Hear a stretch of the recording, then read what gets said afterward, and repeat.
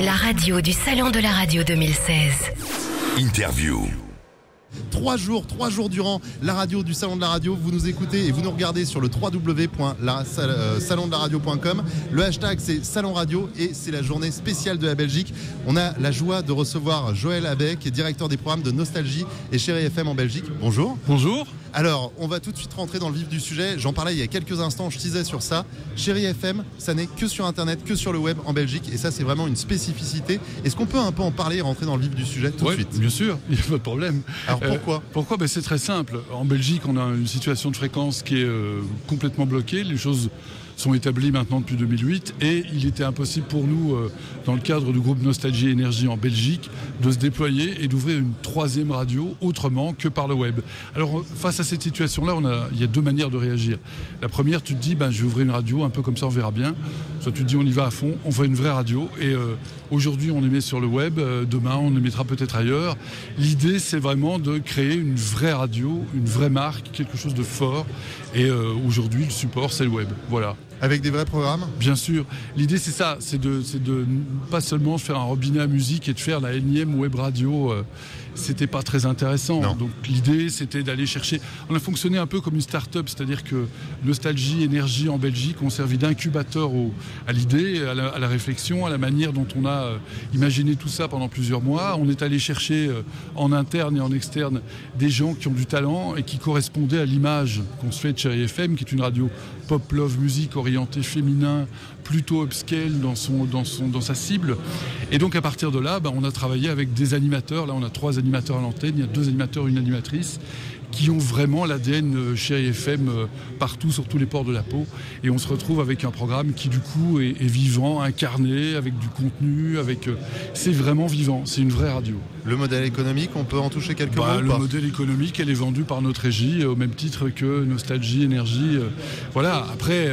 c'est sûr que c'est plus difficile de commercialiser une radio sur le web, mais aujourd'hui on existe. Aujourd'hui elle est commercialisée et on est en plein développement. Elle aura 1 an le 14 février 2016, donc dans un peu plus de 15 jours. Et pour nous c'est déjà une victoire de se dire que non seulement elle existe, non seulement elle est crédible, mais en plus elle commence à rapporter un peu d'argent. En tout cas suffisamment pour fonctionner. Donc il y a quand même un vrai espoir pour que cette radio continue à se développer. C'est une belle aventure, c'est un beau laboratoire, vraiment. Donc Chérie FM en Belgique sur le net, et forcément c'est vrai que d'avoir une régie commune avec Énergie, Nostalgie, ça aide. Alors nous, c'est même pas ça, on a 2 régies différentes. Ah carrément. Il y a une régie pour Énergie, une régie pour Nostalgie, et la régie de Nostalgie est aussi celle de Chérie FM. Okay. Et donc c'est un peu une histoire belge, mais ça fonctionne bien. Donc à partir de là, il n'y a pas vraiment de souci. Et puis ça nous permet aussi d'avoir des projets. Aujourd'hui on va relancer Chérie FM à l'occasion de sa première année avec un nouveau site internet, avec de nouveaux contenus, parce qu'il va y avoir un déploiement, c'est pop, love, musique, mais pas que. On va aussi y faire tout ce qui est trendy, tout ce qui est tendance, parce que Chérie FM c'est orienté lifestyle, c'est féminin, donc on va parler de bouffe, on va parler des tendances aujourd'hui sur le marché, la mode, le fashion, et on a des intervenantes qui viennent, on a un chouette casting de nana qui vient renforcer le programme, et puis on a aussi depuis 1 an développé un talk qui s'appelle CGTL avec la rédaction du magazine belge, enfin du magazine Elle Belgique. Il y a Elle France et Elle Belgique, oui. Le mensuel. Et donc, on enregistre à la rédaction de Elle une émission autour de tout ce qui est tendance et tout ce qui intéresse les femmes de manière générale. Donc, on est très, très volontaire dans le développement de Chérie FM. Et puis, c'est pas que pour les filles, parce que je crois qu'il y a un tiers des lecteurs de Elle qui sont des lecteurs des hommes, d'ailleurs. Voilà. Et au même titre que Chérie FM s'adresse évidemment aux hommes. On parle aux femmes et on tente de séduire les hommes. Donc, on s'y retrouve assez bien, ouais. Bon, on va se tutoyer. Tout le monde se tutoie sur le salon. Oui, allez, on va pas faire semblant. Tu parlais d'histoire belge, une belle histoire belge, vraiment, c'est la réussite de Nostalgie Belgique, ouais. Très très fortement implantée, je rappelle que c'est la journée de la Belgique, et on peut un petit peu revenir sur le parcours de Nostalgie en Belgique. Alors, je veux pas le lier tout à fait à mon parcours, mais on est quand même très liés, elle et moi, depuis un certain temps. Nostalgie existe en Belgique depuis 27 ans, et j'ai eu le plaisir, l'honneur, l'avantage de reprendre les programmes de ces radios en 98. Et à cette époque-là, on était à 6 points d'audience et il y avait tout à faire. Et quand tu écoutais Nostalgie, tu avais autant de radios que d'animateurs. Et puis à un moment, j'ai convaincu mon directeur de l'époque. Je lui ai dit, écoute, Nostalgie, c'est une radio musicale, donc vas-y, allons au fond des choses et faisons une vraie radio musicale adaptée à notre public. Et là, je veux juste rendre hommage au groupe Énergie et à la liberté que le groupe Énergie nous a laissé de développer cette marque, parce que Nostalgie, c'est une vraie marque patrimoniale, c'est une vraie marque qui est localisée sur le pays dans lequel elle est développée. Et donc, on a pu faire le programme musical qui correspond à la consommation du public belge. Ah oui, parce que Nostalgie, je te coupe, mais Ouais. c'est vrai que pour avoir été souvent en Belgique, Nostalgie Belgique et Nostalgie France, ça n'a rien à On voir. ne fait pas la même chose, on Non. fait pas le même. L'esprit est le même, l'esprit de la marque, l'esprit du produit est le même. La manière d'adapter la recette est un tout petit peu différente en Belgique parce que ça correspond au marché belge. Simplement, on s'est adapté là où il fallait. C'est vrai qu'aujourd'hui, notre programme musical est orienté 80-90 et on a une orientation plus anglo-saxonne. On est 70% anglo-saxon pour 30% de chansons francophones. On a un tout petit peu de quota belge, mais c'est à la marge, c'est autour de 5%. Donc on peut vraiment se permettre d'être extrêmement en phase avec la manière dont le public aujourd'hui évolue et réagit. Et puis moi j'aime beaucoup jouer avec Nostalgie, parce qu'un jouet formidable. Tu as une base musicale gigantesque avec laquelle tu peux malaxer un peu dans tous les sens, on peut la déformater, on peut créer des choses autour de Nostalgie, des événements musicaux, des classements, une manière de relire cette programmation différemment. Et on a, il est vrai, des événements musicaux quasiment tous les mois, donc c'est une autre manière d'aborder Nostalgie.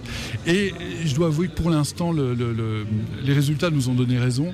Toute cette équipe qui est avec moi depuis maintenant assez longtemps aussi, on a quand même le plaisir d'avoir au compteur 11.9, ce qui nous met 3e, 4e sur le marché en fonction des cibles, ce qui nous met leader l'après-midi. On est vraiment super bien positionné, mais c'est d'abord et avant tout une histoire de passion. La radio, c'est une affaire de passion.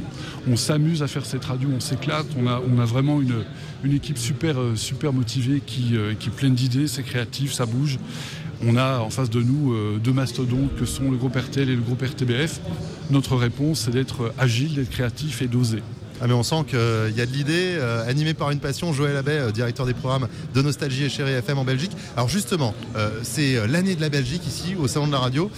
Pour toi, c'est quoi ce Salon de la Radio? Qu'est-ce que tu découvres ici? Est-ce qu'il y a beaucoup d'offres qui t'intéressent de la part d'exposants? Est-ce qu'en matière de conférences, tu t'estimes satisfait? Les rencontres que tu peux faire sur des salons, des hot chairs? Alors c'est très intéressant parce que d'abord on voit les copains, donc c'est toujours sympa. Mais en dehors de ça, il y a quand même.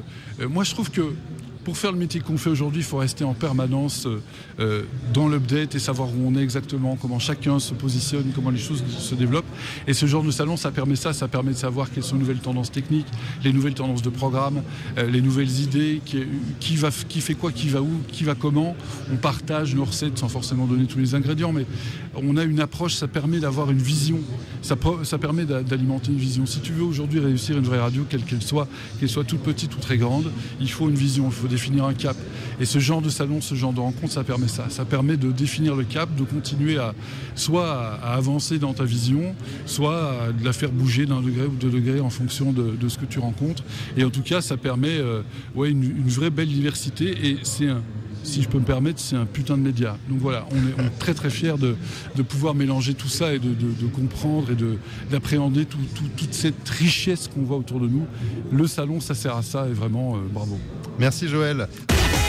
En direct de la Grande Halle de la Villette à Paris jusqu'au 2 février, La radio. Du Salon de la Radio 2016. avec Open Radio, Maxillaire, Broadcast Associé lesvoix.fr et A2PRL.